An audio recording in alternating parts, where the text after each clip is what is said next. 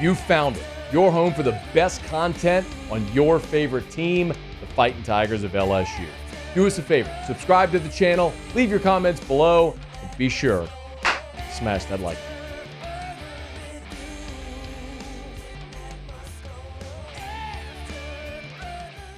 At the end of last week, we learned that LSU was in the mix for another transfer defensive lineman. Jay'viar Suggs is his name. He's out of Grand Valley State, which, of course, I think most people here would notably remember that Grand Valley State is where Brian Kelly started his head coaching career up in Michigan. Well, after LSU notably missed on a couple of high-profile transfer prospects, in Dominic Williams and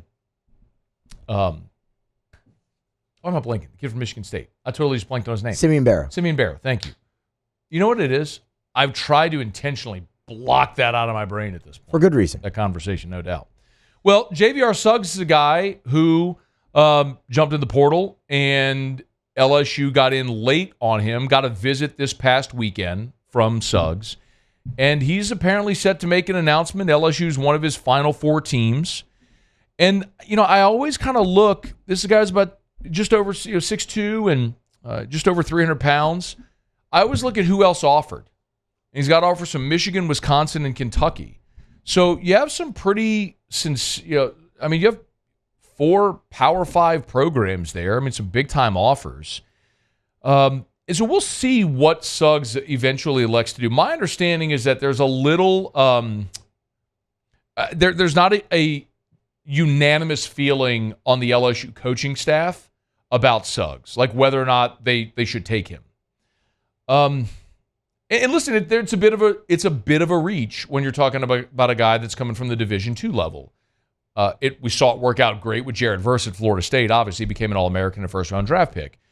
But it doesn't seem like there's this consensus or this unanimous feeling from the folks that I've talked to anyway about whether or not they feel they're confident Suggs could make that transition from Grand Valley into the SEC here in this year. But, I got a question last week because I've reiterated this talking point several times now, that I don't know that LSU should take a transfer just to take a body on the defensive line. And someone asked me last week on the show text line, why not bring someone in to compete? And I suppose in that respect, it makes sense. You're at 82 or 83 scholarship players, so you've got 2 or 3 available scholarships. And so you have the room to bring somebody else onto the roster. But I would also say that there's always the possibility that graduates could enter the portal. You could find another prospect that comes in. We talked last week about a transfer that had been at Michigan State, had entered the portal as well. I look at it, though, and I just can't help but wonder, are you better off coaching up the guys you have? Like, is Jay'viar Suggs, and I'm not picking on Jay'viar Suggs because until 5 days ago, I'd never heard that name in my life. I'm not sitting here pretending to know anything about it whatsoever. But what I do believe is that you've got, you don't have a consensus on the coaching staff as to whether or not to take this commitment or bring this player here. And if you're not convicted about the player, then why do you take the player? That would be my one argument to the contrary. And I'm going to continue to reiterate this point, which you've heard me say before, but I'm going to be consistent with it. And I'm not going to budge off this unless if there's someone that is an undeniably better prospect, a proven prospect that's plug and play.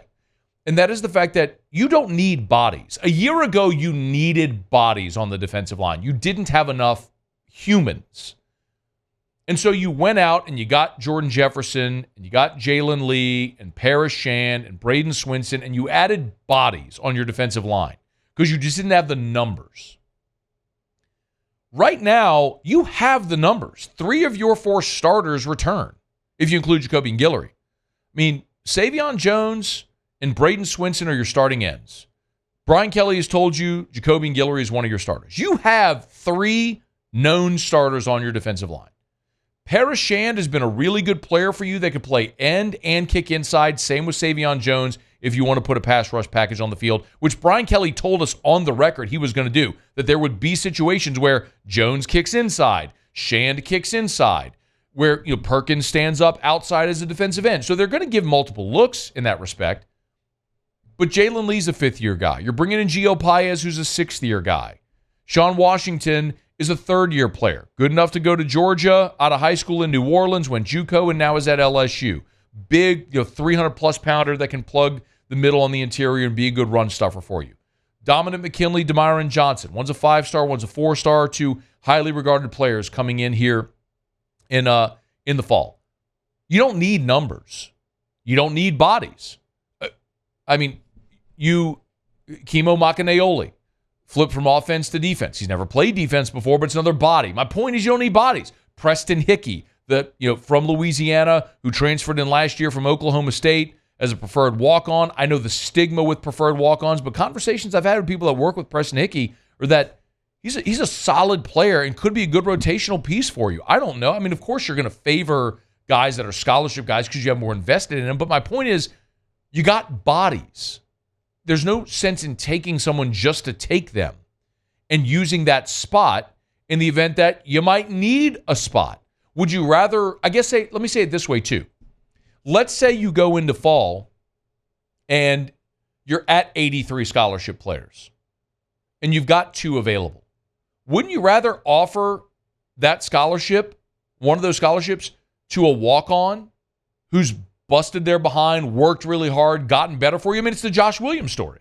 Josh Williams came here as a walk-on and earned his scholarship. There's got to be players like that on this roster elsewhere that have earned that opportunity. So, I hate to be wishy-washy, because in this job, I tell you all the time, when we talk about a subject, I'm going to give you an opinion. I'm going to give you an informed opinion, tell you how I feel about it, and you're never going to guess what Scone feels about it.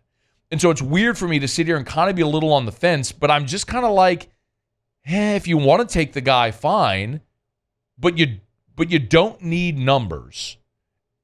And there's nothing that we've seen that tells you he's a better option than any of the guys I just mentioned. Dominic Williams is a better option than any of the guys I just mentioned because he's a proven Power 5 starter. Simeon Barrow is a better option than any of the guys I just mentioned. He's a proven Power 5 starter. Jay'viar Suggs isn't. So if you want to take him, okay. And he's got some really good offers. And maybe he comes here, wins a job, and is awesome. Maybe. Or maybe Jalen Lee in his 5th year, the light switch comes on being coached under Bo Davis. Or maybe Gio Paez, who, by the way, after talking to him on this show, I'm fired up about Gio Paez. That dude looked like a guy that's just been in the wrong defense as in a 3-4. He's been an end in a 3-4 his entire career. Put him at tackle in a 4-3 and turn him loose. A dude with something to prove with bad intentions. What can that look like? I guess I'm just more excited about what are the guys you already have? How did they grow and develop? So I don't know. We'll see, man. Jay'viar Suggs is going to make his decision. Maybe it'll be LSU. Maybe it won't. But either way, I don't know that adding Jay'viar Suggs changes the way I feel about the outlook for this LSU defensive line and the defense as a whole in 2024. All right. When we have an announcement from him, we'll let you know. And if it's LSU, well, we'll certainly talk about it. Hey, thanks so much for watching.